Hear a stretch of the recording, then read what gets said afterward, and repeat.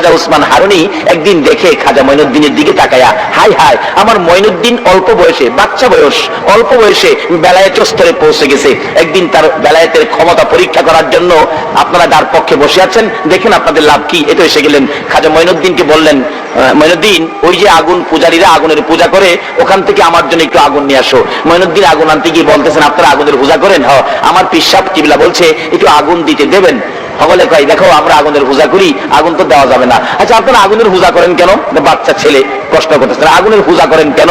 আচ্ছা, আপনারা যে আগুনের পূজা করেন, একজন আগুনের ভিতরে জানতো, দেখি জানতো? হগল পূজারীরা কয়, মঈনুদ্দিন কি পাগল নাকি, আগুনের ভিতরে কি যাওয়া যায়? কইতে, আপনারা পূজা করেন, যাইতে পারবেন না। আমি মঈনুদ্দিন আগুনের পূজা করি না, আমি একটু আগুনের ভিতরে যাই। হগল আগুন পূজারীরা কয়, বাবা যাই না, পুরে ছাই ছাই হয়ে যাইবা। খাজা মঈনুদ্দিন কয়, দেখি আগুনের ক্ষমতা আছে কিনা আমারে পুরাইবার, আমি একটু ভিতরে যাই। খাজা মঈনুদ্দিন আস্তে আস্তে আগুনের ভিতরে ঢুকছে, ভিতরে গিয়ে দাঁড়ায় রইছে। তার জীবনী লেখে, প্রথমত পাওয়ের জুতাটা আগুনে দিছে, পাওয়ের জুতা, দেখি আমার জুতাটা নিয়ে পুরাইতে পারে। দেখে জুতা আগুনের ভিতরে দিলে জুতার আবার বাহির করে দেখে জুতারে রং দিয়া দিছে। এই পূজারীরা কিসের পূজা করস? একজন যাস না ভিতরে, কই সম্ভব না। আমি যাই। মঈনুদ্দিন ভিতরে গিয়ে দাঁড়ায় রইছে।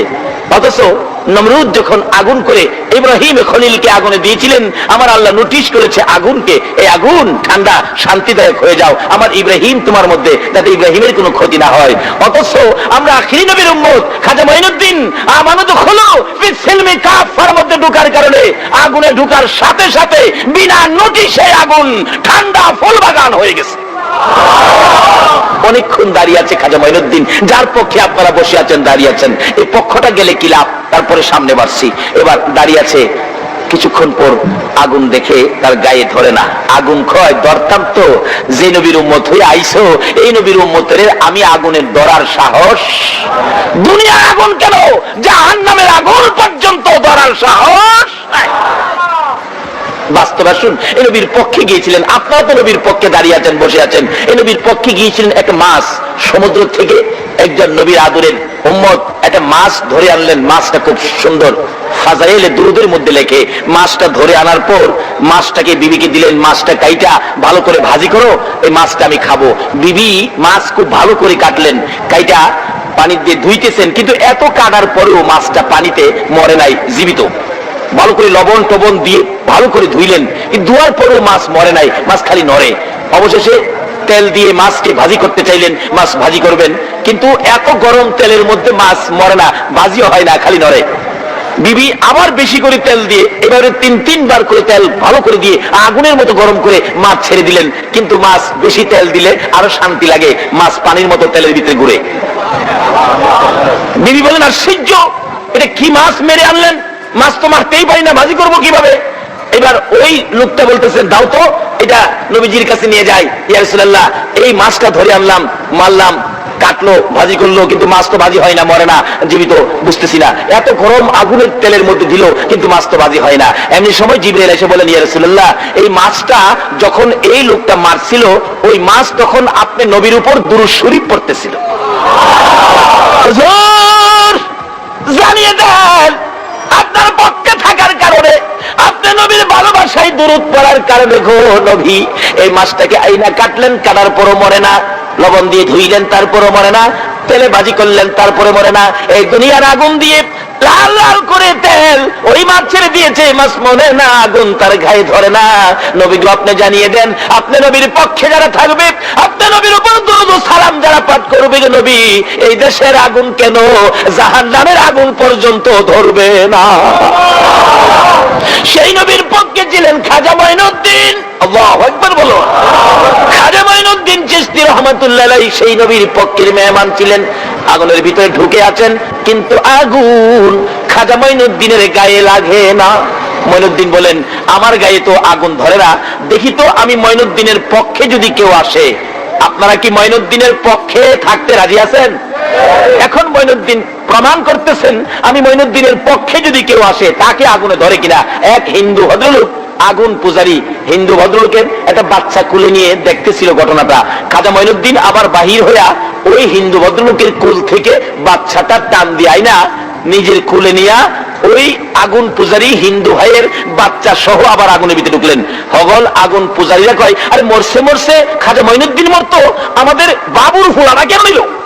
হাই হাই, এই বাচ্চাটাকে কেন নিয়ে মারলো? অনেকক্ষণ পরে খাজা মঈনুদ্দিন বলতেছে, আল্লাহ আমারও তো আগুনে ধরে না, আমার পক্ষে যদি কেউ থাকে তাকে ধরে কিনা প্রমাণ করলাম। দেখে তার গায়েও, এই হিন্দু বাচ্চাদের গায়েও আগুনে ধরতে পারে না। বেরিয়ে আসলেন, সবাই পরীক্ষা করতেছে, দেখি আমাদের বাবুর পোড়ায় নিয়ে আবার আগুনে জ্বালাইছে। চেকচুক করে দেখে একটা পশম পর্যন্ত আগুনে পোড়াইতে পারে না। এই অবস্থা দেখে তার জীবনী লেখে, ওখানে 850 হিন্দু আগুন পূজারী ছিলেন। এই অবস্থা দেখে 850 আগুন পূজারী খাজা বাবার হাত ধরে কালিমা পড়ে মুসলমান হয়ে গেলেন।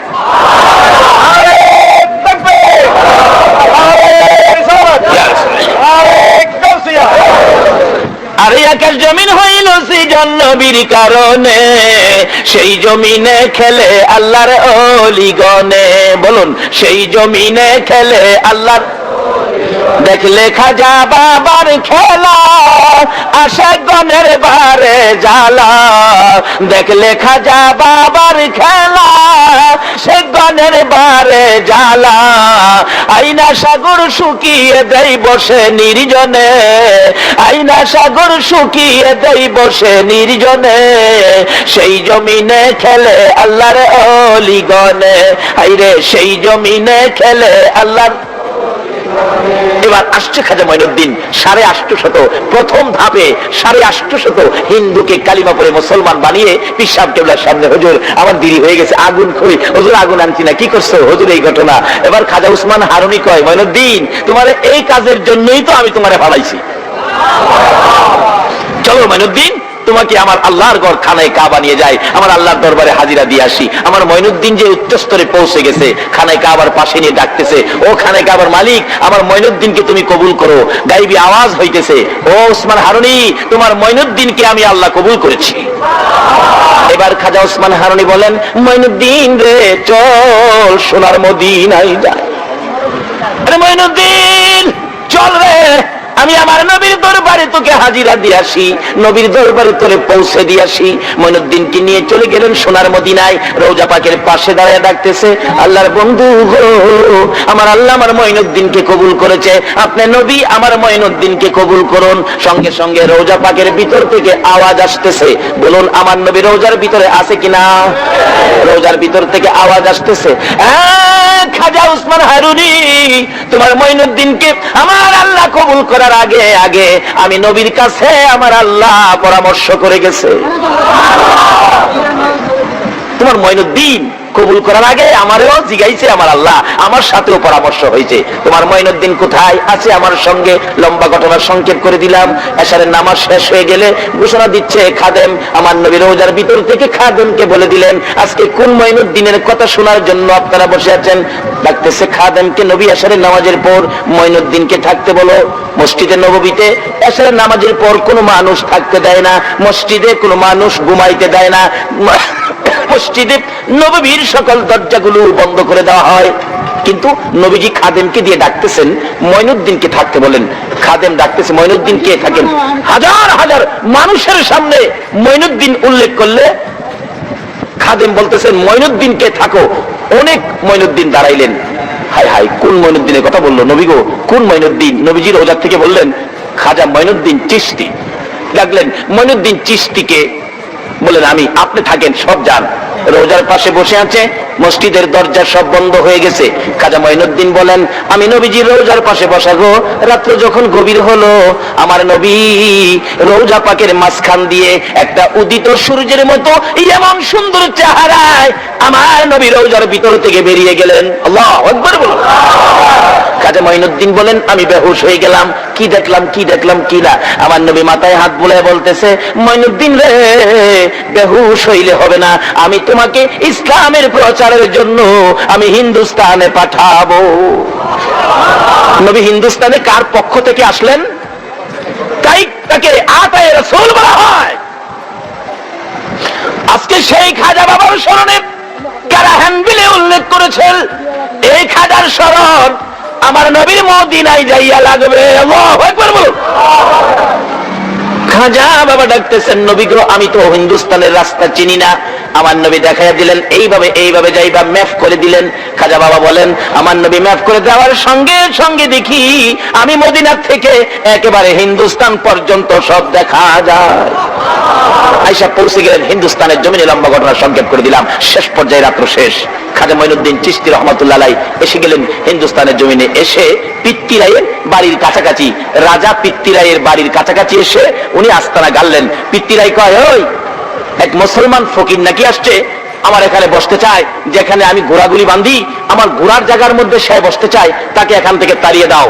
অনেক লোকজন আসলেন পিত্তিরাইয়ের পক্ষ থেকে, হে মঈনুদ্দিন এখান থেকে সরে যান। মঈনুদ্দিন বলেন, বাবা রাগারাগি করো কেন? আমি তো রাগারাগি করি নাই। আচ্ছা বসেন, আপনারা বসেন। যারা আইছিল মঈনুদ্দিনকে তাড়াইয়া দিত, মঈনুদ্দিন তাদেরকে বসাইলেন। একটু পরে তো আপনারা জানগা, যারা বসাইছিল যাই বাজার কইছে, তারা তো খালি উঠতে চায় কিন্তু ফাঁসা মাটির সাথে লাইগা গেছে, খালি টানে। হাই হাই, এটা কি ওলিদের কেরামত? ওলিদের এইরকম আল্লাহর ওলিরা সমস্ত পৃথিবী জুড়ে কেরামত দিয়ে ইসলাম প্রচার করেছে। বোমাবাজি করে নয়, সন্ত্রাসী করে নয়, মেশিন গান দিয়ে নয়, শুধুমাত্র কেরামত দিয়ে। ভারতের জমিনে খাজা মঈনুদ্দিন 92 লক্ষ হিন্দুকে মুসলমান করেছে। আজকে যারা দেখেন সেই বিশ্বাসের উপর খাজা মঈনুদ্দিন চিশতি রহমাতুল্লাহর মাজার প্রাঙ্গণে উরুস মুবারক উপলক্ষে মুসলমান যদি হয় 50,000, হিন্দু হয় 75,000। হিন্দুরা পর্যন্ত খাজা বাবাকে এত মানে, কিন্তু মানে না শুধু মুসলমানের সন্তান। বলুন, আল্লাহর ওলিরা কি কোনোদিন কারো ক্ষতি করেছে? এরকম ওলিদের পক্ষে থাকলে বাবা কি লাভ হয়? এক একজন ওলি হাসরের দিন এক একজন অ্যাডভোকেট হবেন। আল্লাহ যেদিন বিচারের কোর্ট নিয়ে বসবেন, এক একজন অ্যাডভোকেট হবেন আল্লাহর ওলি। হাসরের দিন আপনার পক্ষে মুখ করতে পারবেন। হাসরের দিন আল্লাহর কোর্টের ওকালতি হবে খাজা বাবা, গাউসে পাক, খাজা মঈনুদ্দিন চিশতি রহমাতুল্লাহ আলাইহি, আমানত শাহ, বদর শাহ, মহসিন আউলিয়া, গাউসে পাক, গাউসে মাইজবান্ডারি, তারা হবে আপনাদের পক্ষের উকিল। ভালো উকিল পক্ষে থাকলে দেখেন কত সুন্দর সুবিধা হয়। আমাদের এক ঘটনা ঘটছিল, এক ছাত্রী কলেজে পড়ে, ভালো ছাত্রী, কিন্তু তার বাবার অনেক পয়সা। আর এক ছাত্র চেহারা খুব সুন্দর, তার বাবার পয়সা নাই। ছাত্রী তো চেহারা সুন্দর, ছেলে পায়া তার সাথে ভালোবাসা। ভালোবাসা আছে না বাংলাদেশে?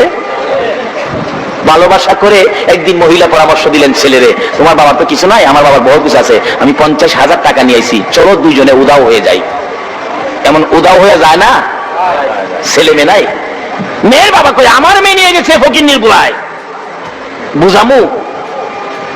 শিয়ালে কয় বাচ্চা দেয়। কেস করে দিলেন থানায় গিয়ে, ওসি সাহেব আমার মেয়েকে অপহরণ করে নিয়ে গেছে ফকিন্নির বুড়ায়, আমি 8 দিনের মধ্যে অ্যাকশন চাই। কেস করে দিলেন কোর্টে। ওসি সাহেব এইভাবে তো পুলিশ পাঠায়া সারা দেশে তল্লাশি দিয়া তার মেয়েকে উদ্ধার করে নিয়ে আসছেন। মেয়েরে বাবা বুঝাইছে, তুই কোর্টে জিগাইলে তুই কইবি আমারে জোর করে নিয়ে গেছে।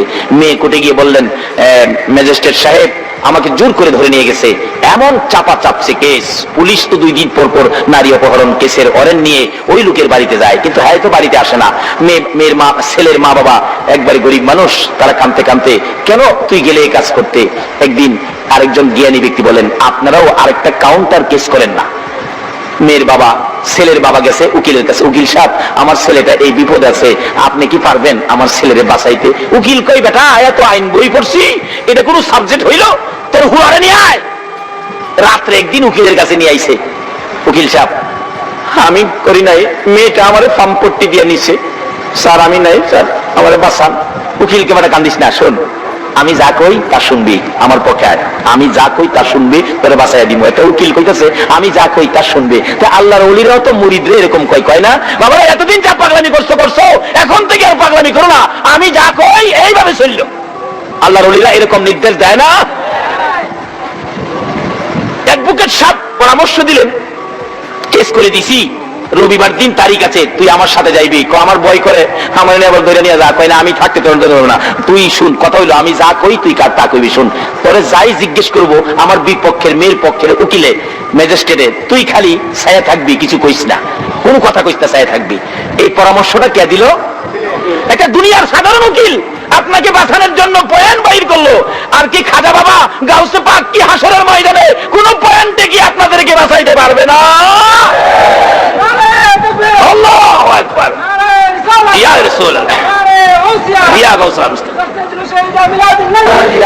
নবীর জন্য হরে পাগল, ওহে নবীর আশিক সকল, পার করিবে দয়াল নবী রোজ হাসরে ফুল সিরাত, পার করিবে দয়াল নবী রোজ হাসরে ফুল সিরাত। জিন্দাবাদ জিন্দাবাদ নবীর সেনা, জিন্দাবাদ জিন্দাবাদ জিন্দাবাদ নবীর সেনা, জিন্দাবাদ। আমল করো নামাজি রোজা কায়েম করো সুন্নিয়াত, আমল করো নামাজি রোজা কায়েম করো সুন্নিয়াত। জিন্দাবাদ জিন্দাবাদ নবীর সেনা, জিন্দাবাদ জিন্দাবাদ জিন্দাবাদ নবীর। ও নবীর সেনারা জাগ্রত বসে আছো, কার পক্ষে? নবীর পক্ষে, ওলিদের পক্ষে তোমাদের ভাগ্যের দরজা খুলে গেছে। এই তো উকিল আপনার পক্ষে। উকিলকে খাজা বাবা কি করবে হাসরের দিন, এই দুনিয়া দিয়ে বুঝাইতে চাইলাম। উকিল বলেন তোরা যাই জিগাইবো, তুই কোনো কথা কইস না, খালি ছায়া থাকবি। কোর্টে রবিবার দিন উঠলো, বাদী বিবাদী হাজির। ম্যাজিস্ট্রেট বলেন বাদী বিবাদী সব হাজির আছেন? জি হাজির।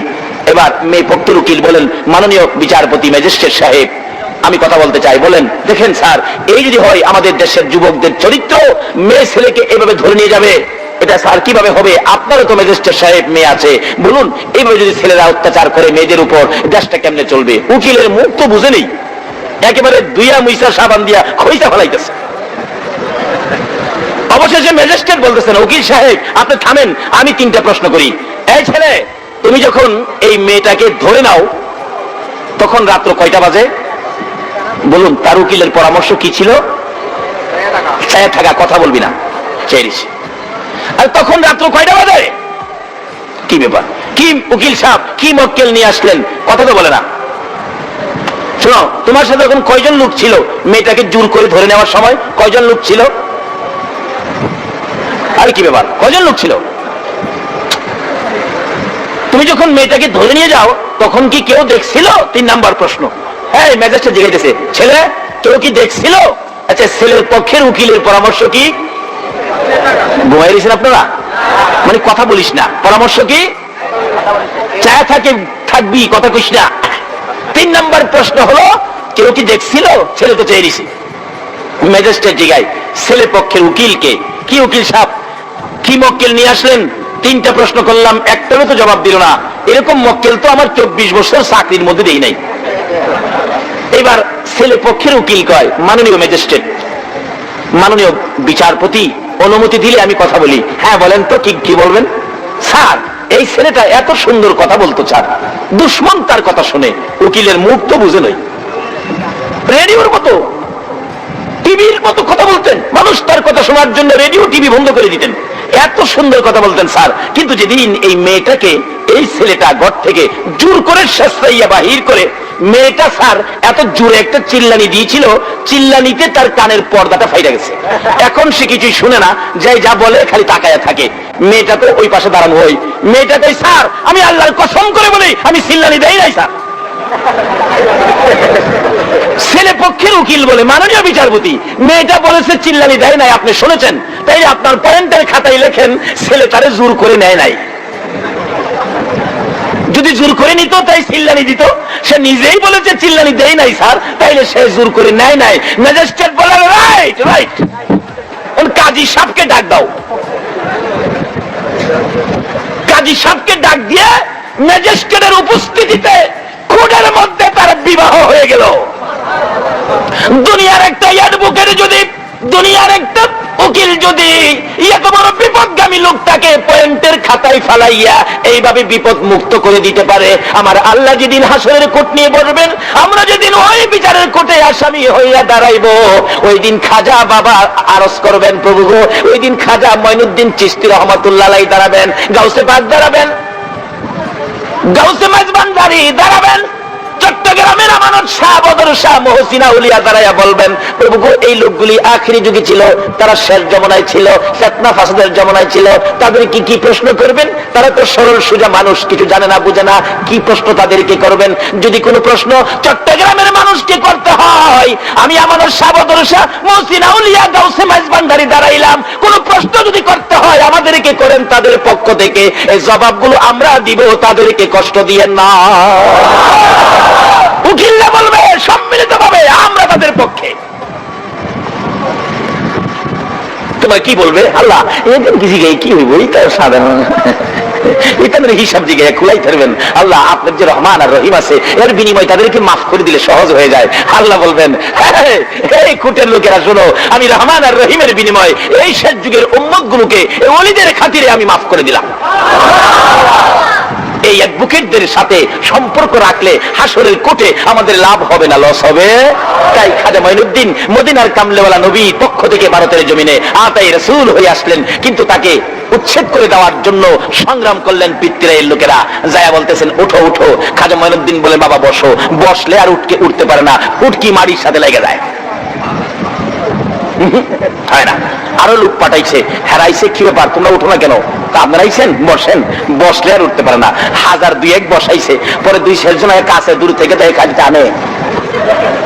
রাসূল বলছে, ওলিদের কেরামত সত্য, কেরামতুল আউলিয়া হাক্কুন। ওলিদের কেরামত বিশ্বাস করতে হবে, না হয় আপনার ঈমান থাকবে না। খবর দিছে পিতৃরাই, এমন এক লোক আইছে খাজা মঈনুদ্দিন বসাইলে উঠতে দেয় না। আল্লাহু আকবার বলো। যাইয়া কও যে মাপ চাই, মাফ করে দিত। হলে কয় মঈনুদ্দিন মাপ চাই, মাফ করে দেন। কোথাইলে উঠো, উঠছে। কয় মঈনুদ্দিন আমার জায়গা বিদায় দেন। যাও যাও। লগের সবাই কয় যাইতে কই, জেলা বসাইলে উঠা যায় না, লহিলার পক্ষে যাই। হিন্দুরা যদি এইভাবে খাজা মঈনুদ্দিনের পক্ষ কালিমা পড়ে মুসলমান হতে পারে, আমরা কি মুসলমান হয়ে কি তার পক্ষে যাইতে পারি না?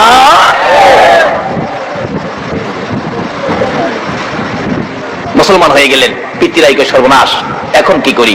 কিছু লোক পাঠালেন বাঁশের বন্দুক দিয়া পাহাড়ের উপরে গুলি করে মঈনুদ্দিনকে শেষ করে দিবি। চারদিক ঘেরাও করছে, কমান্ডিং অফিসার কমান্ড করতেছে, হায়ার।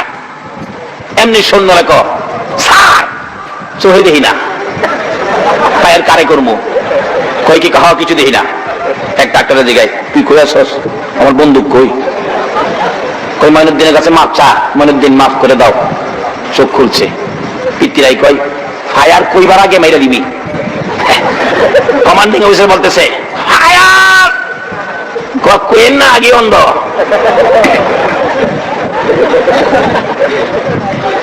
পিতৃরাই কয়, অহন আগে কইবার আগে মেরে দিবি। কই আর কই নাই, আমরা মঈনুদ্দিনের কাছে মুসলমান হয়ে গেলাম। এক জাদুকর হাওয়ের দুইটা খরম জাদুদা ফাটাইছে উপরে। উপরে গিয়ে দেখে, মঈনুদ্দিন তোমার সাথে জমিনে পারি না, বেড়া হইলে উপরে আয়ো। জাদুঘর উপরে গিয়া ডাহে মঈনুদ্দিন উপরে যাইতো। মঈনুদ্দিন কয়, তোর লগে আমার উপরে যাওয়া লাগবো। দুইটা ভাবের খরম খুলছে। আগের এক জাতের খরম পিনতো, যে মুরব্বীরা দেখছেন না, বইলা উলা খরম কয়। এই বইলা উলা খরম দুইটা ভাবের তো কুল্লা চাইরা কয় মঈনুদ্দিন, ও মঈনুদ্দিন খরম হেল লাগে আমি হেলে যাবো, তুই একটু দেখা কেটা। দুই খরম যাইতেছে ডাইরেক্ট যাইয়া গাল মুবারকের কাছে খাড়াইছে। জাদুঘর জিগাই, তোরা কি লেগেছিস? কোথায় নিতামাইছি? আমি তো যাইতাম না। যে না কইছে ঠাসকির আমার সাইগা গালটা ফিরাইছে। খরম দা বাইরে না, মঈনুদ্দিনের ভাও ফেলাইছে। এই সমস্ত কেরামত অস্বীকার করার কোন ক্ষমতা নাই। যেই নবীর পক্ষে গেলে এই সমস্ত মর্যাদা, এই সমস্ত কেরামতের শক্তি পাওয়া যায়। আমরা কি সেই নবীর পক্ষে যাইতে রাজি আছি? তার বাস্তব দুনিয়াতে দেখবেন, একটা মা 6 মাসের একটা বাচ্চা ছেলে, বাচ্চা ছেলেটা মা পাশে নিয়ে রাত্রে ঘুমাইছে। বলুন, মায়ের ছেলে মায়ের পাশে থাকলে, মা রাত্রে ঘুমাইলে মার কাছে ভালো লাগে না খারাপ লাগে? বাচ্চাটা কাছে আছে, মার কাছে শান্তি না অশান্তি? বাচ্চা যে প্রস্রাব করে দিল, বিছানা একেবারে ভিজিয়ে ফেলাইছে। এরকম করি নাই আমরা ছোট সময়? প্রস্রাবে বিছানা ভিজিয়ে ফেলেছে। তারপর দেখবেন মা শুকনা জায়গা না পায়া নিজের শুকনা জায়গাটাই বাচ্চাটারে শোয়া, নিজে প্রস্রাবের ভিজা জায়গায়, কিন্তু বাচ্চাটা কাছে। ভিজা জায়গায় শোয়ার পরেও বাচ্চা কাছে থাকলে মার কাছে শান্তি না অশান্তি? আর যদি আপনাদের ফটিকছড়ির এমন এক বিল্ডিং যেটা বাংলাদেশ জুড়ে নাই, এমন এক বিছানা করে দিয়েছে যে বিছানা পৃথিবী জুড়ে নাই, দুইটা দাসী পাশে দিয়ে এত আরামের বিছানা, এত দামি বিল্ডিং, খেদমতের জন্য দুইটা দাসী এই অবস্থায় রেখে বাচ্চাটা নিয়ে গেছে চট্টগ্রাম সদর হসপিটালে। বলুন, এই রাত্রে মার কি ঘুম হয়েছে? এত আরামের বিছানা, এত দামি চাদর, এত দামি বিছানা, এত বড় বিল্ডিং, কিন্তু তবু মার ঘুম হয় নাই। বলুন, কার ব্যথায়? একটু পরপর মা জানালা খুলে, বাবা বাবা গো তুমি কি করতেছো গো বাবা? দাসীরা বলেন, আপনি কি পাগল নাকি? পৃথিবী জুড়ে এই আরামের বিছানা কারো নাই, আপনি বিছানায় ঘুমান না, বাচ্চা বাচ্চা করেন। মা কি বলবে, তোমরা আছো বিছানা নিয়ে, আমি আমার বাবার ব্যথার যন্ত্রণায় আমি শুইতে পারি না। নবী বলেন, একটা মা যেমন এত আরামের বিছানা দিলেও, বড় বিল্ডিং করে দিলেও বাচ্চার ব্যথা ঘুমায় না। জিবরাইল রে, আমি নবীর উম্মতের ব্যথায় রে আরশে যাইয়া শান্তি পাবো না। জিবরাইল, আমি মদিনার মাটিতে শুয়ে থাকবো, কি হবে শুয়ে থাকলে? আমার নবী বুঝাইতে চায়, জিবরাইল রে শোনো, আমি দুনিয়ার জমিনে দেখেছি মুরগি যখন বাচ্চা ফোটায়, আল্লাহু আকবার বলো, জিবরাইল মুরগি যখন বাচ্চা ফুটাই রে, বাচ্চা নিয়ে মুরগি সমাজে ঘোরাঘুরি করে, বাচ্চার উপর যদি কোনো বিপদ দেখা দেয় না জিবরাইল, আমি দেখেছি বাচ্চাকে বিপদ থেকে মুক্ত করার জন্য মা মুরগিটা এইভাবে দুইটা পাখা বাড়াইয়া রে জিবরাইল মা ডাকতে থাকে বাচ্চাদেরকে, ও সন্তানেরা আয় রে, বিপদ দেখা দেয়, আকাশের চিলকা ঘুরতেছে তোদেরকে নেওয়ার জন্য। মুরগি ডাকতে থাকে রে জিবরাইল, বাচ্চারা রে আয়, জলদি করে আয়, বিপদ দেখা দিয়েছে রে, আমি মা বেঁচে থাকতে তোদেরকে ক্ষতি হইতে দিব না। বাচ্চারা আয়, আমি মায়ের পাখার নিচে আয়। আমার নবী বলেন, জিবরাইল রে, আমি দেখেছি মায়ের ডাকে বাচ্চাগুলো দৌড়াইয়া পাখার ভিতরে যখন ঢুকে যায়, মা মুরগিটা পাখাটা জমাইয়া বাচ্চাগুলো বুকে লইয়া বড় শান্তিতে মাটিতে বসে থাকে। জিবরাইল, আমি নবীর মন চায় রে, আমি মদিনায় পড়ে থাকবো, আমার তামাম পৃথিবীর উম্মতের যদি কোনো বিপদ দেখা দেয় রে জিবরাইল, আমি নবী বাচ্চাওয়ালা মুরগির মতো মদিনার জমিন থেকে উম্মতের জন্য দুইটা হাত আমি বাড়াইয়া দিব। আমি আমার তামাম পৃথিবীর উম্মত গুলো হাতের মধ্যে লইয়া রে, আমার মন চায় মদিনার মাটিতে সুখে শান্তিতে পড়ে থাকবো। যেই নবী উম্মতের ব্যথাই এত ব্যতীত, যেই নবী উম্মত ছেড়ে এইভাবে জমিনে থাকবে আর সে আসবে না রে জিবরাইল, আমি আল্লাহ সেই জন্য আমার বন্ধুর উম্মতের সামনের পাও বাড়াইলো, পিছের পা উঠাইবার আগে আগে আমি আল্লাহ আমার বন্ধুর উম্মতের মাফ করে দিলাম। যেই নবীর উপর আমার আল্লাহ নিজে 24 ঘন্টা দুরূদ ও সালাম প্রেরণ করে, যেই নবীর উপর আল্লাহ নিজে দুরূদ ও সালাম প্রেরণ করে, আমরা সেই নবীর উপর একটু দুরূদ ও সালাম মন ভরে মদিনা পাঠাই। রাজি আছেন তো? ইয়া নবী সালাম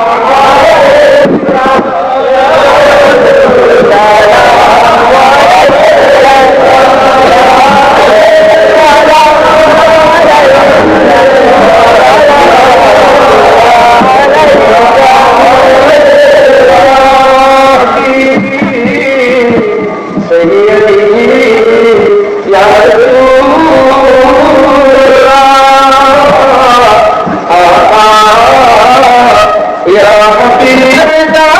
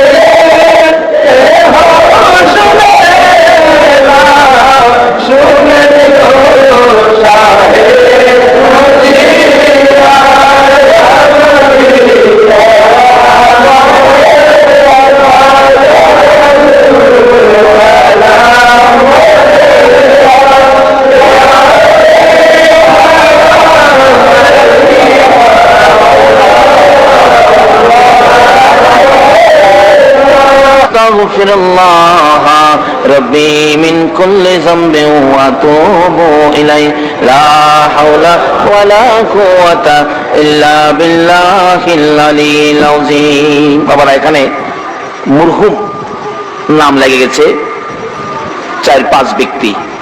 একজন মরহুম হাজী ইয়াকুব আলী, তারপরে আরেকজনকে বখতিয়ার, তারপরে আব্দুল মন্নান, তারপরে এখানে এটা নূর মোহাম্মদ, তার আগে আরেকজন আছে কাজল নাকি ফজল আজিম ফজল আজিম। মোট 5 জন দেখা যায়। আজকে মাহফিল আছে, এই 5 জন নাই। এভাবে আগামীতে মাহফিল থাকবে, আরো জানি আমরা কোন 5 জন বিদায় হয়ে যায়। আল্লাহ যেন তাদেরকে মাফ করে দেন। আজকে তো তারা কবরে নয়, মাহফিলের চারপাশে পাগল হয়ে ঘুরতেছে। সংগঠনের সদস্যদেরকে বলতেছে, ভাই তোমাদের কাছে অনুরোধ করে যায়, এই মাহফিল তোমরা ছাইরো না। আজকে মাইকের আওয়াজ যতটুকুন দূরে যাচ্ছে ততটুকুন পর্যন্ত কবরের আযাব বন্ধ হয়ে গেছে। এই বরকতময় মাহফিলে আপনারা থাকবেন। তাই এখানে সবাই চালক যারা, মালিক যারা এবং এই ব্যবসায়ীদের জন্য দোয়ার দরখাস্ত। এই বাজারে যারা ব্যবসায়ী আছেন সকলের জন্য দোয়া হবে। আসুন আমরা সকলে মিলে দোয়ায় হাত বাড়াই। আল্লাহুম্মা আমিন। ربنا ظلمنا أنفسنا وإن لم تغفر لنا وترحمنا لنكونن من الخاسرين رب ارحمهما كما ربياني صغيرا رب العالمين তুমি যার প্রেমে সব বানাইছো, ওই নবীর উপর দুরূদ ও সালাম মদিনা পাঠাইছি। মাবুদ, যার সাথে বন্ধুত্ব করে কত খেলা খেলেছো, হযরতে গাউসে পাক খাজা বাবা, ইয়া আল্লাহ, বাংলার জমিনে চট্টগ্রামের জমিনে সকল ওলি আল্লাহদের রূহানি ফায়েজ নিয়ে তোমার দরবারে হাত বাড়াইলাম। মাবুদ গো, ওলিদের রূহানি ফায়েজের বরকতে, ইয়া আল্লাহ, দয়ার নবীর উপর দুরূদ ও সালামের বরকতে আমরা যারা হাত বাড়াইছি, আমাদের তামাম জিন্দেগীর গুনাহগুলো ক্ষমা করে দাও। যেই নবীর ভালোবাসায় রাত্র দিয়েছি, এই নবীর উসিলায় কুল কায়নাত বানাইছো। এই নবীর উসিলায় যদি এত কিছু করতে পারো গো, তুমি কি সেই নবীর উম্মতের ক্ষমা দিতে পারো না? তার জীবনে কত গুনাহ হিসাব জিগাইও না। কে গুনাহগার, কে মেয়ে, কে পুরুষ, কে যুবক, কে বুড়া, আজকের জন্য কে নামাজি, কে বেনামাজি, কাউরে কিছু কইও না গো আল্লাহ। এই মাহফিলের উসিলায় আমাদের সবাইকে তুমি মাফ করে দাও। মাবুদ, মাপ চাইলাম জীবনের গুনাহ, মাফ করছো নি গো আল্লাহ। একটু ডাকটা জিগান না, আল্লাহ ইয়া আল্লাহ ইয়া আল্লাহ, জীবনের গুনাহ মাফ করছো নি। মাবুদ, দুনিয়ায় দেখি সন্তানেরা অপরাধ করলে মা বাবা রাগ হয়ে যায়, তোর মতো সন্তান দরকার নাই। সন্তান বাড়ি থেকে বেরিয়ে যায়, বাড়িতে আসে না। রাত্র যখন গভীর হয় রে, অপরাধী সন্তানের জন্য মা দরদি দরজাটা খুইলা দাঁড়াইয়া থাকে। সন্তান গভীর রাত্রে বাড়ির কাছে যাইয়া দেখে দরজাটা খোলা দেখা যায়। এক পাশে মা দাঁড়াইয়া বিনাইয়া কাঁদবে, বাবা কই রে, আয়, আমি মা দরজা খুলে রাখছি। আদরের সন্তান, অপরাধী সন্তান ঘরের কোনায় দাঁড়াইয়া ছোট্ট করে ডাক মারে, মা মা মা। অপরাধী সন্তানের ডাকটা শুনে মা দরদি দৌড়াইয়া বাহির হইয়া আসে। মাবুদ, মার মতো দরদি যদি অপরাধী সন্তানে মা কইয়া ডাক দিলে দৌড়াই আসে রে আল্লাহ। তোমার 99 ভাগ মায়ার দুয়ারে আমরা জীবনের গুনাহ লইয়া তোমারে আল্লাহ আল্লাহ কইয়া ডাকলাম, তোমার কি মায়া লাগে না? এই আল্লাহ কার জীবনে কত গুনাহ হিসাব জিগাইও না। এই মুহূর্তে আমাদের সকলের জীবনের গুনাহগুলো ক্ষমা করে দাও। মাবুদ রে, জীবনের গুনাহ ক্ষমার আসার দরখাস্তের পর আর একটা দরখাস্ত করি, তুমি কিন্তু রাগ হইও না। হাজার হাজার মানুষ রাত্রটা কাটাইলো, আজানের সময় হয়ে গেছে, তোমার দুয়ারে হাত বাড়াইছে গো। আমি তো জানি না কার মনে জানি কি দুঃখ, কার মনে জানি দুঃখ মানাই রে মানাই, কার মনে জানি ব্যথা বাবা নাই রে বাবা। যেই বাবা মাতার গাম পাতাই ফানাইয়া রোজগার করে সন্তানের লালন পালন করত, সারাদিন পরিশ্রমের পরেও বাড়িতে যাইয়া যদি দেখছে বাবা সন্তান কান্দে রে, সারাদিনের ক্লান্তি ভুলে গিয়ে বাবা আদরের সন্তানের টাইনা টাইনা কোলে উঠাইতো। জীবনে বাবার কোলে কত প্রস্রাব পায়খানা করেছি গো আল্লাহ, বাবা কোনদিন বিরক্ত হয়ে নাই। ওই মা কই রে, যে মা মেতরিনী হইয়া ছোটকালে আমাদের প্রস্রাব পায়খানা পরিষ্কার করছে গো আল্লাহ, ওই মা বাবা যার খবর গো এই মুহূর্তে ওই সকল মা বাবার কবর জান্নাতের বাগান বানাইয়া দাও। মাবুদ রে, আমি নিজেও মায়ের অভাবী, আমি জানি না রে আমার মতো মায়ের অভাবী কে জানি হাত বাড়াইছে। মাবুদ, মায়ের অভাবীরা কি করে নিজে দেখেছি। একটা মায়ের পাগল ছেলে বিদেশ থাকে, মাসে মাসে চিঠি লেখে, মা তুমি কেমন আছো গো আমারে জানাইও, তোমার কথা মনে হইলে আর বিদেশ থাকতে মন চাই না গো মা। মা চিঠির উত্তর দেয়, বাবা পাগলামি করিস না, ভালো আছি। হঠাৎ করে মা অসুস্থ হয়ে গেছে, ডাক্তার বলেছে আপনি বাঁচবেন না 8 দিনের বেশি। মা হসপিটালের বারিন্দায় দাঁড়াইয়া কান্দে, মন্নান রে এই চিঠি আর কার কাছে লিখবি, মন্নান বিদেশে আর কার জন্য রোজগার করবি, আমি তোর মা 8 দিনের বেশি বলে বাঁচবো না রে বাবা, তাড়াতাড়ি বাড়িতে আয়, আমি মারে জীবনের শেষ ডাক ডাক দিয়া দে, আমি মায়ের চেহারা দেখবি নি, আয় রে বাবা বাড়িতে আয়। মন্নানের বাবা বলে পাগলামি করো না, চলো বাড়িতে যাই। বাড়িতে যাওয়ার পরে রাত্রে খালি কান্দে মা, ও মন্নানের বাবা, আমার মন্নান বাড়িতে না আসলে আমারে কি আর দেখবে না রে। মন্নানের বাবা বলেন কি করব এখন, চিঠি লেখো, আমি যে অসুস্থ মরে যাব সে খবরটা দিও না, অসুস্থের খবর দিয়ে চিঠি লেখো। চিঠি লিখলেন, মন্নান আয় বাড়িতে আয়, তোর মা অসুস্থ রে, অবস্থা ভালো না, তাড়াতাড়ি বাড়িতে আয়। এই চিঠি পাঠাইয়া 2 দিন পর মা দরদি বিদায়ী হয়ে গেছে। মন্নান বিদেশের বাড়ির থেকে স্বপ্নে দেখে মা নাই, মা কবরে যাইতেছে, আর ডাকতেছে মন্নান রে আইলি না, আমি মারে দেখলি না, জীবনে তো মা কইয়া ডাকতে পারবি না। মন্নান মা মা কইয়া ঘুম থেকে উঠলে বন্ধুরা বলেন কি হলো তোমার, স্বপ্নে দেখেছি মা নাই, আমি আর চাকরি করব না রে, এ রোজগার আমি কার জন্য করব।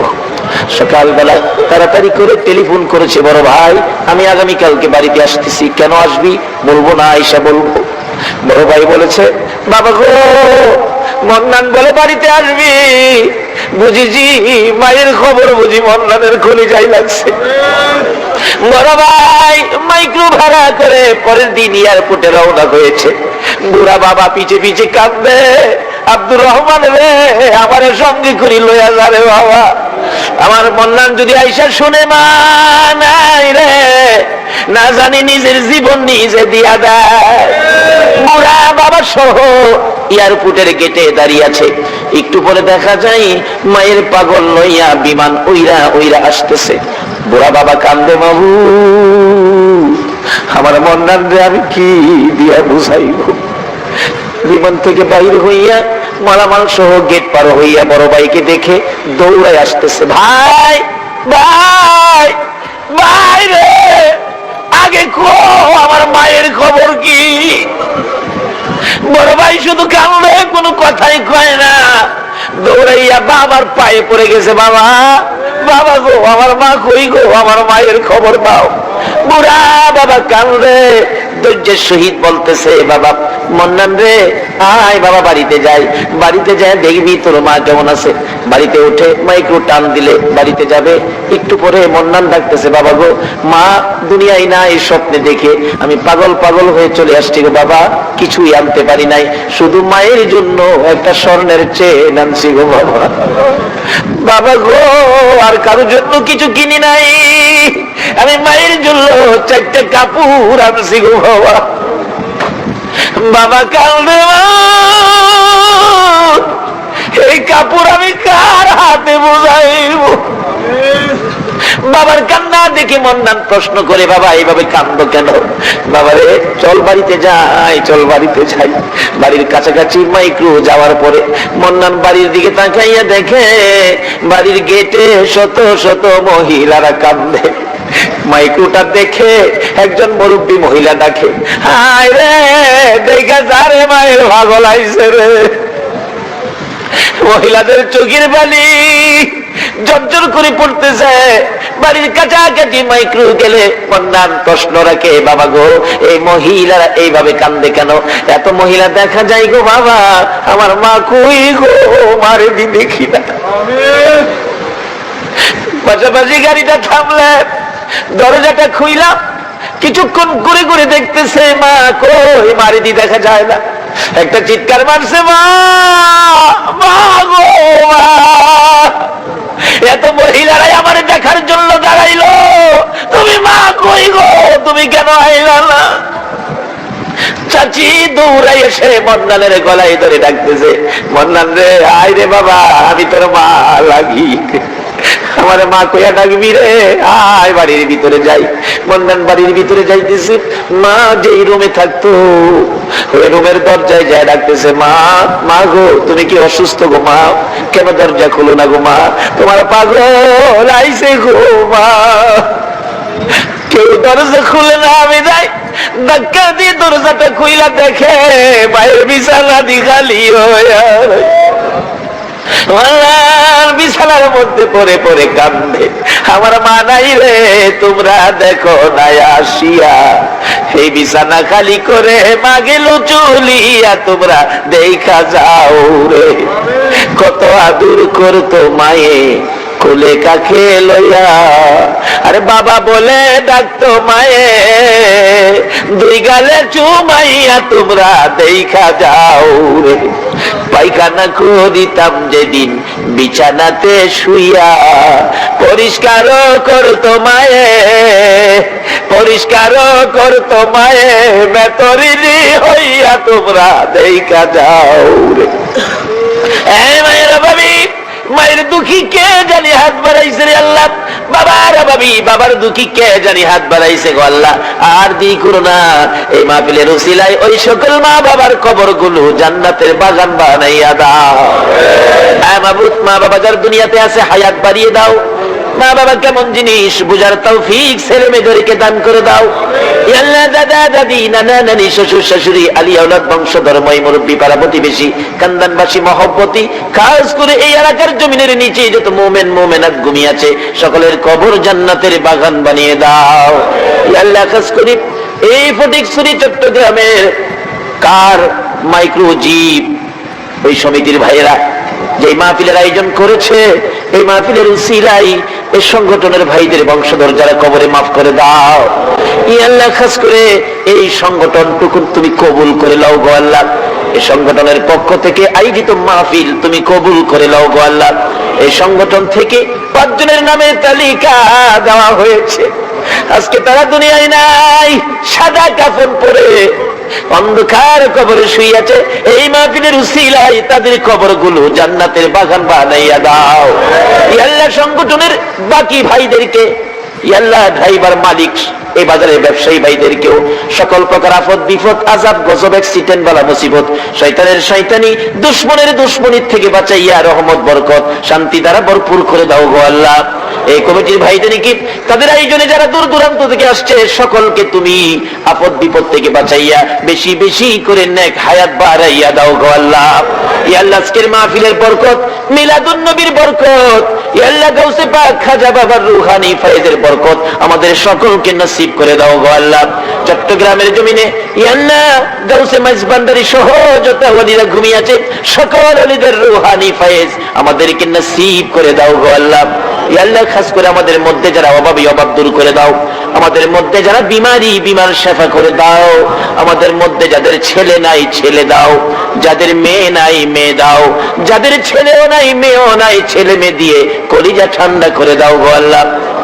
যাদেরকে ছেলে মেয়ে দিয়েছো ছোট্ট ছোট্ট ছেলে মেয়েদেরকে অকালে মৃত্যু দিও না, মা বাবার কলিজায় আগুন জ্বালাইও না, সকলের ছেলে মেয়েদেরকে নেক হায়াত বাড়াইয়া দাও। ছেলে মেয়েদের মুখে এতিমের দাগ লাগাইও না, ছেলে মেয়েদের মা বাবার হায়াত বাড়াইয়া দাও। মাবুদ, আমাদের মধ্যে যারা নামাজি নামাজ কবুল করো, যারা নামাজ পড়ে না নামাজের বুঝ দান করো, যারা লেখাপড়া করে লেখাপড়ায় বরকত দাও, যারা পরীক্ষা দিবে কামিয়াবি দান করে দাও, যারা চাকরি করে পদোন্নতি দান করে দাও, যারা ব্যবসা করে ব্যবসায় বরকত দাও, যারা গৃহস্থী করে জমির ফসলে বরকত দাও, যারা বিদেশ থাকে সহি সালামতে রাখো গো আল্লাহ। মাবুদ, শেষ দরখাস্ত, তোমার নবীর একদিন ঘুমের ঘরে স্বপ্নে দেখাইয়া দাও। আমাদের একটা দাবি তুমি রাখো গো আল্লাহ, তোমার কুদরতি পায়ে ধরলাম। এই মাহফিলের সকলের একটা দাবি তুমি রাখো, যে নবী উম্মতি উম্মতি বলে 63 বছর কাঁদছে গো, এখনো রোজা পাকে শুয়ে কাঁদবে গো। এই নবীর স্বপ্নে না দেখাইয়া আমাদের কারো গায়ে সাদা কাপড় লাগাইও না। আল্লাহ দয়া করে মায়া করে আমাদের সকলকে তোমার নবীর স্বপ্নের দিদার নসিব করে দাও গো আল্লাহ। আল্লাহ, এই মাহফিল তোমার কুদরতি হাতে দিয়ে গেলাম, এই মাহফিল কিয়ামত পর্যন্ত তুমি কায়েম রাখো গো আল্লাহ। কাজ করে চালক ভাইদেরকে অ্যাক্সিডেন্ট থেকে বাঁচাইয়া রাখো। আল্লাহ, মালিক ভাইদের ব্যবসায় তুমি বরকত দিয়ে দাও, বিপদ আপদ দিও না, রহমত বরকতের ভাগী করে দাও গো আল্লাহ। আল্লাহ, দূর দূরান্ত থেকে যারা এই মাহফিলে কষ্ট করে আসছে, বহু দূর থেকে দেখেছি টেম্পু করে গাড়ি করে লোকেরা আসতেছে। আল্লাহ গো, যে এইভাবে রিক্সের উপর এই মাহফিলে আসছে গো, তাদের সকলকে কাল কিয়ামতে নবীর গুদারায় উঠাইয়া ফুলসিরাতের ফুল পার করে দিও গো আল্লাহ। আল্লাহ, যারা যেখান থেকে আসছে আবার তাদেরকে সহি সালামতে জায়গায় জায়গায় পৌঁছাইয়া দিও গো আল্লাহ। যতগুলো দরখাস্ত করলাম মাহফিলের উসিলাই, দুরূদ ও সালামের উসিলাই, ওলিগণের রূহানি ফায়েজের উসিলাই, সবগুলি তুমি কবুল আর মঞ্জুর করো গো আল্লাহ। ওয়া সাল্লাল্লাহু তাআলা আলা খায়রি খালকিহি মুহাম্মাদিন ওয়া আলা আলিহি ওয়া আসহাবিহি আজমাইন বিহাক্কি লা ইলাহা ইল্লাল্লাহু মুহাম্মাদুর রাসূল। খাজা উসমান হারুনি একদিন দেখে খাজা মঈনুদ্দিনের দিকে তাকায়া, হাই হাই, আমার মঈনুদ্দিন অল্প বয়সে, বাচ্চা বয়স, অল্প বয়সে বেলায়েত স্তরে পৌঁছে গেছে। একদিন তার বেলায়েতের ক্ষমতা পরীক্ষা করার জন্য আপনারা যার পক্ষে বসে আছেন দেখেন আপনাদের লাভ কি। এতো এসে গেলেন, খাজা মঈনুদ্দিনকে বললেন, মঈনুদ্দিন, ওই যে আগুন পূজারীরা আগুনের পূজা করে, ওখান থেকে আমার জন্য একটু আগুন নিয়ে আসো। মঈনুদ্দিন আগুন আনতে গিয়ে বলতেছেন, আপনারা আগুনের পূজা করেন? হ্যাঁ। আমার পীর সাহেব কিবলা বলছে একটু আগুন দিতে দেবেন। সকলে কয়, দেখো আমরা আগুনের পূজা করি, আগুন তো দেওয়া যাবে না। আচ্ছা, আপনারা আগুনের পূজা করেন কেন? বাচ্চা ছেলে প্রশ্ন করতেছে, আগুনের পূজা করেন কেন? আচ্ছা, আপনারা যে আগুনের পূজা করেন, একজন আগুনের ভিতরে জানতো, দেখি জানতো? হগল পূজারীরা কয়, মঈনুদ্দিন কি পাগল নাকি, আগুনের ভিতরে কি যাওয়া যায়? কইতে, আপনারা পূজা করেন, যাইতে পারবেন না। আমি মঈনুদ্দিন আগুনের পূজা করি না, আমি একটু আগুনের ভিতরে যাই। হগল আগুন পূজারীরা কয়, বাবা যাই না, পুরে ছাই ছাই হয়ে যাইবা। খাজা মঈনুদ্দিন কয়, দেখি আগুনের ক্ষমতা আছে কিনা আমারে পুরাইবার, আমি একটু ভিতরে যাই। খাজা মঈনুদ্দিন আস্তে আস্তে আগুনের ভিতরে ঢুকছে, ভিতরে গিয়া দাঁড়ায় রইছে। তার জীবনী লেখে, প্রথমত পাওয়ের জুতাটা আগুনে দিছে, পাওয়ের জুতা, দেখি আমার জুতাটা নি পুরাইতে পারে। দেখে জুতা আগুনের ভিতরে দিলে জুতার আবার বাহির করে দেখে জুতারে রং দিয়া দিছে। এই পূজারীরা কিসের পূজা করস? একজন যাস না ভিতরে, কই সম্ভব না, আমি যাই। মঈনুদ্দিন ভিতরে গিয়ে দাঁড়ায় রয়েছে। অথচ নমরুদ যখন আগুন করে ইব্রাহিম খলিলকে আগুনে দিয়েছিলেন, আমার আল্লাহ নোটিশ করেছে আগুনকে, এই আগুন ঠান্ডা শান্তিদায়ক হয়ে যাও, আমার ইব্রাহিম তোমার মধ্যে, যাতে ইব্রাহিমের কোনো ক্ষতি না হয়। অথচ আমরা আখিরি নবীর উম্মত, খাজা মঈনুদ্দিন আমানত হলো ফিসসিলমি কাফার মধ্যে ঢোকার কারণে আগুনে ঢোকার সাথে সাথে বিনা নোটিশে আগুন ঠান্ডা ফুল বাগান হয়ে গেছে। অনেকক্ষণ দাঁড়িয়ে আছে খাজা মঈনুদ্দিন, যার পক্ষে আপনারা বসে আছেন, দাঁড়িয়ে আছেন। এই পক্ষটা গেলে কি লাভ? তারপরে সামনে বাড়ছি, এবার দাঁড়িয়ে আছে। কিছুক্ষণ পর আগুন দেখে তার গায়ে ধরে না। আগুন কয়, ধরতাম তো, যে নবীর উম্মত হয়ে আইসো, এই নবীর উম্মতের আমি আগুনের ধরার সাহস? দুনিয়ার আগুন কেন, জাহান্নামের আগুন পর্যন্ত ধরার সাহস? বাস্তব আসুন, এই নবীর পক্ষে গিয়েছিলেন, আপনারা তো নবীর পক্ষে দাঁড়িয়ে আছেন, বসে আছেন। এই নবীর পক্ষে গিয়েছিলেন একটা মাছ, সমুদ্র থেকে একজন নবীর আদরের উম্মত একটা মাছ ধরে আনলেন। মাছটা খুব সুন্দর, ফাজাইলে দুরুদের মধ্যে লেখে, মাছটা ধরে আনার পর মাছটাকে বিবিকে দিলেন, মাছটা কাইটা ভালো করে ভাজি করো, এই মাছটা আমি খাবো। বিবি মাছ খুব ভালো করে কাটলেন, কাইটা পানি দিয়ে ধুইতেছেন, কিন্তু এত কাটার পরেও মাছটা পানিতে মরে নাই, জীবিত। ভালো করে লবণ টবণ দিয়ে ভালো করে ধুইলেন, কিন্তু ধোয়ার পরেও মাছ মরে নাই, মাছ খালি নড়ে। অবশেষে তেল দিয়ে মাছকে ভাজি করতে চাইলেন, মাছ ভাজি করবেন, কিন্তু এত গরম তেলের মধ্যে মাছ মরে না, ভাজিও হয় না, খালি নড়ে। বিবি আবার বেশি করে তেল দিয়ে এবারে তিনবার করে তেল ভালো করে দিয়ে আগুনের মতো গরম করে মাছ ছেড়ে দিলেন, কিন্তু মাছ বেশি তেল দিলে আরো শান্তি লাগে, মাছ পানির মতো তেলের ভিতরে ঘুরে। বিবি বলেন, আশ্চর্য, এটা কি মাছ মেরে আনলেন, মাছ তো মারতেই পারি না, ভাজি করবো কিভাবে? এবার ওই লোকটা বলতেছেন, দাও তো, এটা নবীজির কাছে নিয়ে যাই। ইয়া রাসূলুল্লাহ, এই মাছটা ধরে আনলাম, মারলাম, কাটলো, ভাজি করলো, কিন্তু মাছ তো ভাজি হয় না, মরে না, জীবিত, বুঝতেছি না। এত গরম আগুনের তেলের মধ্যে দিল, কিন্তু মাছ তো ভাজি হয় না। এমনি সময় জিবরাইল এসে বলেন, ইয়া রাসূলুল্লাহ, এই মাছটা যখন এই লোকটা মারছিল, ওই মাছ তখন আপনি নবীর উপর দুরূদ শরীফ পড়তেছিল। হুজুর, জানিয়ে দেন, আপনার পক্ষে থাকার কারণে, আপনি নবীর ভালোবাসায় দুরূদ পড়ার কারণে গো নবী এই মাছটাকে আইনা কাটলেন, কাটার পরও মরে না, লবণ দিয়ে ধুইলেন তারপরও মরে না, তেলে ভাজি করলেন তারপরে মরে না। এই দুনিয়ার আগুন দিয়ে লাল লাল করে তেল ওই মাছ ছেড়ে দিয়েছে, মাছ মরে না, আগুন তার গায়ে ধরে না। নবী গো, আপনি জানিয়ে দেন, আপনি নবীর পক্ষে যারা থাকবে, আপনি নবীর উপর দুরূদ ও সালাম যারা পাঠ করবে, নবী এই দেশের আগুন কেন জাহান্নামের আগুন পর্যন্ত ধরবে না। সেই নবীর পক্ষে ছিলেন খাজা মঈনুদ্দিন। আল্লাহু আকবার বলো। খাজা মঈনুদ্দিন চিশতি রাহমাতুল্লাহ আলাইহি সেই নবীর পক্ষের মেহমান ছিলেন। আগুনের ভিতরে ঢুকে আছেন, কিন্তু আগুন খাজা মঈনুদ্দিনের গায়ে লাগে না। মঈনুদ্দিন বলেন, আমার গায়ে তো আগুন ধরে না, দেখি তো আমি মঈনুদ্দিনের পক্ষে যদি কেউ আসে। আপনারা কি মঈনুদ্দিনের পক্ষে থাকতে রাজি আছেন? এখন মঈনুদ্দিন প্রমাণ করতেছেন, আমি মঈনুদ্দিনের পক্ষে যদি কেউ আসে, তাকে আগুনে ধরে কিনা। এক হিন্দু ভদ্রলোক, আগুন পূজারী হিন্দু ভদ্রলোকের একটা বাচ্চা কুলে নিয়ে দেখতেছিল ঘটনাটা।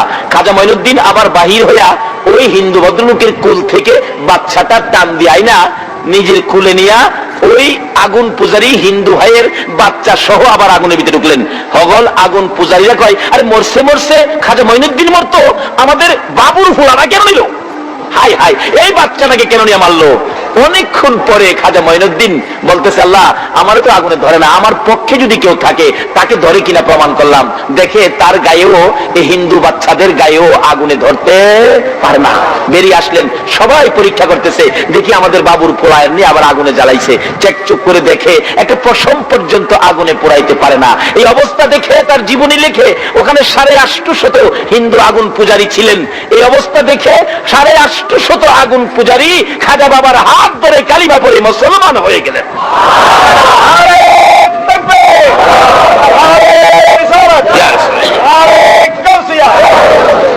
আরে আকাশ জমিন হইল সৃজন নবীর কারণে, সেই জমিনে খেলে আল্লাহর ওলিগণে। বলুন, সেই জমিনে খেলে আল্লাহর। দেখলে খাজা বাবার খেলা, আসে গনের বারে জ্বালা। দেখলে খাজা বাবার খেলা, সে গনের বারে জ্বালা। আইনা সাগর শুকিয়ে দেই বসে নির্জনে, আইনা সাগর শুকিয়ে দেই বসে নির্জনে। সেই জমিনে খেলে আল্লাহর ওলিগণে, আইরে সেই জমিনে খেলে আল্লাহর।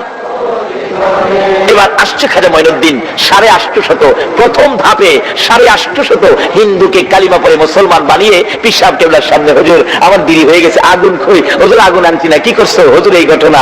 এবার খাজা উসমান হারুনি কয়, মঈনুদ্দিন, তোমার এই কাজের জন্যই তো আমি তোমারে ভালাইছি।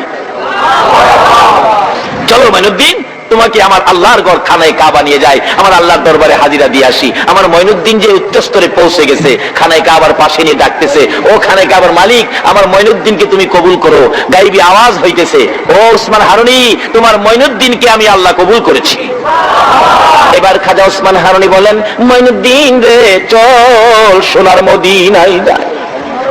আরে মঈনুদ্দিন চল রে, আমি আমার নবীর দরবারে তোকে হাজিরা দিয়ে আসি, নবীর দরবারে তোরে পৌঁছে দিয়ে আসি।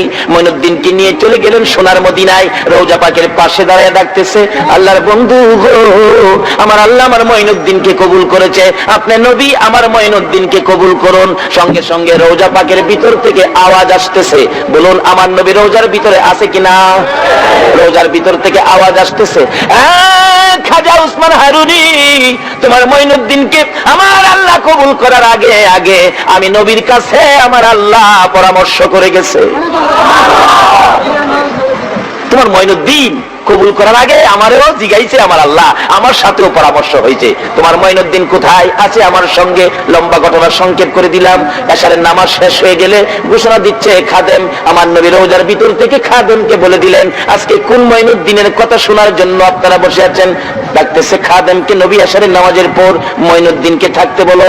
মসজিদে নববীতে এশারের নামাজের পর কোনো মানুষ থাকতে দেয় না, মসজিদে কোনো মানুষ ঘুমাইতে দেয় না, মসজিদে নববীর সকল দরজাগুলো বন্ধ করে দেওয়া হয়। কিন্তু নবীজি খাদেমকে দিয়ে ডাকতেছেন মঈনুদ্দিনকে থাকতে বলেন। খাদেম ডাকতেছে মঈনুদ্দিনকে থাকেন। হাজার হাজার মানুষের সামনে মঈনুদ্দিন উল্লেখ করলে খাদেম বলতেছেন মঈনুদ্দিনকে থাকো। অনেক মঈনুদ্দিন দাঁড়াইলেন। হায় হায়, কোন মঈনুদ্দিনের কথা বললো নবী গো? কোন মঈনুদ্দিন? নবীজি রওজা থেকে বললেন খাজা মঈনুদ্দিন চিশতি। ডাকলেন মঈনুদ্দিন চিশতিকে, বললেন আমি, আপনি থাকেন, সব যান। রোজার পাশে বসে আছে, মসজিদের দরজা সব বন্ধ হয়ে গেছে। খাজা মঈনুদ্দিন বলেন আমি নবীজির রোজার পাশে বসা গো, রাত্র যখন গভীর হলো আমার নবী রোজা পাকের মাঝখান দিয়ে একটা উদিত সূর্যের মতো এমন সুন্দর চেহারায় আমার নবী রোজার ভিতর থেকে বেরিয়ে গেলেন। আল্লাহু আকবার বলুন। খাজা মঈনুদ্দিন বলেন আমি বেহুশ হয়ে গেলাম, কি দেখলাম কি দেখলাম কি না। আমার নবী মাথায় হাত বুলিয়ে বলতেছে মঈনুদ্দিন রে, বেহুশ হইলে হবে না, আমি তোমাকে ইসলামের প্রচারের জন্য আমি হিন্দুস্তানে পাঠাবো। নবী হিন্দুস্তানে কার পক্ষ থেকে আসলেন? তাই তাকে আতায়ে রাসূল বলা হয়। আজকে সেই খাজা বাবার স্মরণে কারা হ্যান্ডবিলে উল্লেখ করেছেন এই খাজার স্মরণ আমার নবীর মদিনায় যাইয়া লাগবে। আল্লাহু আকবার বলুন। খাজা বাবা ডাকতেছেন নবী গো, আমি তো হিন্দুস্তানের রাস্তা চিনি না। আমার নবী দেখাইয়া দিলেন এইভাবে এইভাবে যাইবা, ম্যাপ করে দিলেন। খাজা বাবা বলেন আমার নবী ম্যাপ করে দেওয়ার সঙ্গে সঙ্গে দেখি আমি মদিনা থেকে একেবারে হিন্দুস্তান পর্যন্ত সব দেখা যায়। আয়েশা পৌঁছে গেলেন হিন্দুস্তানের জমিনে। লম্বা ঘটনা সংক্ষেপ করে দিলাম। শেষ পর্যায়ে রাত্র শেষ। খাজা মঈনুদ্দিন চিশতি রহমাতুল্লাহ আলাইহি এসে গেলেন হিন্দুস্তানের জমিনে। এসে পিত্তিরায়ের বাড়ির কাছাকাছি, রাজা পিত্তিরায়ের বাড়ির কাছাকাছি এসে উনি আস্তানা গাড়লেন। পিত্তিরাই কয়, ওই এক মুসলমান ফকির নাকি আসছে, আমার এখানে বসতে চায়, যেখানে আমি ঘোড়াগুলি বাঁধি আমার ঘোড়ার জায়গার মধ্যে সে বসতে চায়, তাকে এখান থেকে তাড়িয়ে দাও। অনেক লোকজন আসলেন পিত্তিরায়ের পক্ষ থেকে, হে মঈনুদ্দিন এখান থেকে সরে যান। মঈনুদ্দিন বলেন বাবা রাগারাগি করো কেন? আমি তো রাগারাগি করি নাই। আচ্ছা বসেন, আপনারা বসেন। যারা আইছিল মঈনুদ্দিনকে তাড়াইয়া দিত, মঈনুদ্দিন তাদেরকে বসাইলেন। একটু পরে তো আপনারা জানগা, যারা বসাইছিল যাই বাজার কইছে, তারা তো খালি উঠতে চায় কিন্তু ফাঁসা মাটির সাথে লাগা গেছে, খালি টানে। হাই হাই, এটা কি ওলিদের কেরামত? ওলিদের এইরকম আল্লাহর ওলিরা সমস্ত পৃথিবী জুড়ে কেরামত দিয়ে ইসলাম প্রচার করেছে। বোমাবাজি করে নয়, সন্ত্রাসী করে নয়, মেশিন গান দিয়ে নয়, শুধুমাত্র কেরামত দিয়ে ভারতের জমিনে খাজা মঈনুদ্দিন 92 লক্ষ হিন্দুকে মুসলমান করেছে। আজকে যারা দেখেন সেই বিশ্বাসের উপর খাজা মঈনুদ্দিন চিশতি রহমাতুল্লাহর মাজার প্রাঙ্গণে উরুস মুবারক উপলক্ষে মুসলমান যদি হয় 50,000, হিন্দু হয় 75,000। হিন্দুরা পর্যন্ত খাজা বাবাকে এত মানে, কিন্তু মানে না শুধু মুসলমানের সন্তান। বলুন আল্লাহর ওলিরা কি কোনোদিন কারো ক্ষতি করেছে? এরকম ওলিদের পক্ষে থাকলে বাবা কি লাভ হয়? এক একজন ওলি হাসরের দিন এক একজন অ্যাডভোকেট হবেন। আল্লাহ যেদিন বিচারের কোর্ট নিয়ে বসবেন, এক একজন অ্যাডভোকেট হবেন আল্লাহর ওলি। হাসরের দিন আপনার পক্ষে মুখ করতে পারবেন। হাসরের দিন আল্লাহর কোর্টের ওকালতি হবে খাজা বাবা, গাউসে পাক, খাজা মঈনুদ্দিন চিশতি রহমাতুল্লাহ আলাইহি, আমানত শাহ, বদর শাহ, মহসিন আউলিয়া, গাউসে পাক, গাউসে মেজবানধারী, তারা হবে আপনাদের পক্ষের উকিল। ভালো উকিল পক্ষে থাকলে দেখেন কত সুন্দর সুবিধা হয়। আমাদের এলাকায় এক ঘটনা ঘটছিল, এক ছাত্রী কলেজে পড়ে, ভালো ছাত্রী, কিন্তু তার বাবার অনেক পয়সা। আর এক ছাত্র চেহারা খুব সুন্দর, তার বাবার পয়সা নাই। ছাত্রী তো চেহারা সুন্দর, ছেলে পায়া তার সাথে ভালোবাসা, ভালোবাসা আছে না বাংলাদেশে? ভালোবাসা করে একদিন মহিলা পরামর্শ দিলেন ছেলেরে, তোমার বাবার তো কিছু নাই, আমার বাবার বহুত কিছু আছে, আমি 50,000 টাকা নিয়ে আইছি, চলো দুইজনে উদাও হয়ে যাই। এমন উদাও হয়ে যায় না, ছেলে মেয়ে নাই। মেয়ের বাবা কই, আমার মেয়ে নিয়ে গেছে ফকিন্নির বুলায়, বুঝামু? শিয়ালে কই বাচ্চা দেয়। কেস করে দিলেন থানায় গিয়ে, ওসি সাহেব আমার মেয়েকে অপহরণ করে নিয়ে গেছে ফকিন্নির বুলায়, আমি 8 দিনের মধ্যে অ্যাকশন চাই। কেস করে দিলেন কোর্টে। ওসি সাহেব এইভাবে তো পুলিশ পাঠায়া সারা দেশে তল্লাশি দিয়া তার মেয়েকে উদ্ধার করে নিয়ে আসছেন। মেয়েরে বাবা বুঝাইছে, তুই কোর্টে জিগাইলে তুই কইবি আমারে জোর করে নিয়ে গেছে। মেয়ে কোর্টে গিয়ে বললেন, ম্যাজিস্ট্রেট সাহেব আমাকে জোর করে ধরে নিয়ে গেছে। এমন চাপা চাপছে কেস, পুলিশ তো 2 দিন পর পর নারী অপহরণ কেসের অরেন নিয়ে ওই লোকের বাড়িতে যায়, কিন্তু হ্যাঁ তো বাড়িতে আসে না। মেয়ের মা, ছেলের মা বাবা একবারে গরিব মানুষ, তারা কাঁদতে কাঁদতে, কেন তুই গেলে এই কাজ করতে? একদিন আরেকজন জ্ঞানী ব্যক্তি বলেন, আপনারাও আরেকটা কাউন্টার কেস করেন না। মেয়ের বাবা, ছেলের বাবা গেছে উকিলের কাছে, উকিল সাহেব আমার ছেলেটা এই বিপদ আছে, আপনি কি পারবেন আমার ছেলেরে বাঁচাইতে? উকিল কই, বেটা এত আইন বই পড়ছি, এটা কোনো সাবজেক্ট হইল? তোর হুয়ারে নিয়ে আয়। রাত্রে একদিন উকিলের কাছে নিয়ে আইছে। উকিল সাহেব, আমি করি নাই, মেয়েটা আমারে ফার্মপট্টি দিয়ে নিছে স্যার, আমি নাই স্যার, আমারে বাঁচান। উকিলকে বেটা কান্দিস না, শোন আমি যা কই তা শুনবি, আমার পক্ষে আয়, আমি যা কই তা শুনবি, তোরে বাঁচাইয়া দিব। একটা উকিল কইতেছে আমি যা কই তা শুনবে। আল্লাহর ওলিরাও তো মুরিদরে এরকম কয় না, বাবা এতদিন যা পাগলামি করছো করছো, এখন থেকে আর পাগলামি করো না, আমি যা কই এইভাবে চললো। আল্লাহর ওলিরা এরকম নির্দেশ দেয় না? অ্যাডভোকেট সাহেব পরামর্শ দিলেন, কেস করে দিছি, রবিবার দিন তারিখ আছে, তুই আমার সাথে যাইবি। আমার বই করে আমার আবার ধরে নিয়ে যা, কয় না আমি থাকতে তোর ধরবো না, তুই শুন কথা হইলো, আমি যা কই তুই তা কইবি, শুন তোরে যাই জিজ্ঞেস করবো আমার বিপক্ষের মেয়ের পক্ষের